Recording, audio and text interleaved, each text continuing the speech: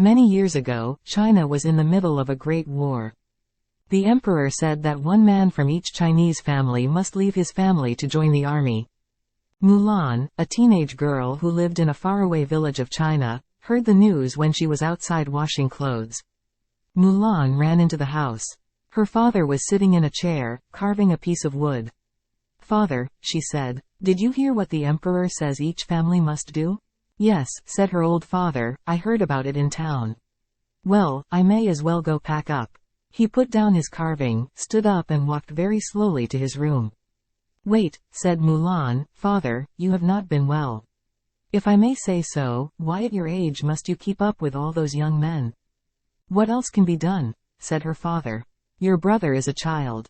He cannot go." "Of course that's true," said Mulan. "He is too little. But I have an idea." She poured her father a cup of tea and handed it to him. "Father, have some tea. Please sit a minute. I will be right back." "Very well, dear," said the father. Mulan went into her room.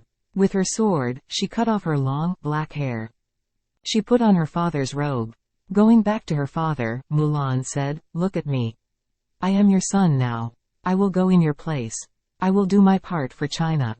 "No, my daughter," said the old man. "You cannot do this." "Father, listen please," said Mulan. "For years, you trained me in Kung Fu. You showed me how to use a sword."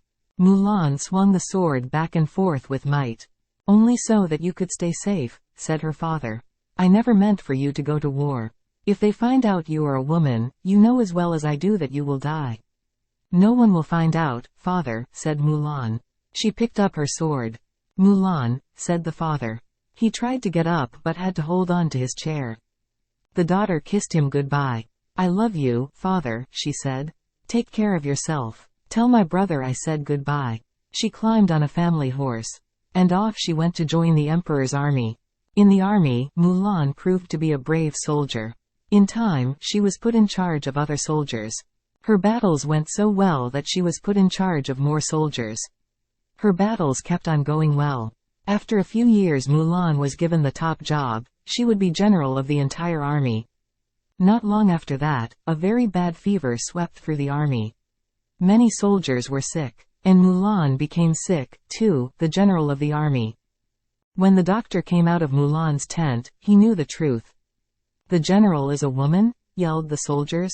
"How can this be?" Some called out, "She tricked us, and we will not fight for a woman." They said, "Punish her. Make her pay. The cost is for her to die." But others called out, in voices just as loud, "With Mulan, we win every battle." They said, "Stay away from our general." Just then, a soldier ran up. "Everyone," he called. "A surprise attack is coming." Mulan heard this from inside her tent. She got dressed and went outside. She was not yet strong, but stood tall. She told the soldiers where they must go to hide so they could attack when the enemy came. But they must get there fast. The soldiers, even those who did not like that their general was a woman, could tell that Mulan knew what she was talking about. It worked. The battle was won. It was such a big victory that the enemy gave up, at last. The war was over, and China was saved. You can be sure that after that last battle, no one cared anymore that Mulan was a woman. The emperor was so glad that Mulan had ended the long war, he set aside the rule about being a woman. "Mulan, stay with me in the palace," he said. "Someone as smart as you would be a fine royal advisor." Mulan bowed deeply. "You are too kind, sire," she said. "But if you please, what I wish most of all is to return home to my family." "Then at least take these fine gifts," said the emperor. "So everyone at your home village will know how much the emperor of China thinks of you." Mulan returned to her village with 6 fine horses and 6 fine swords.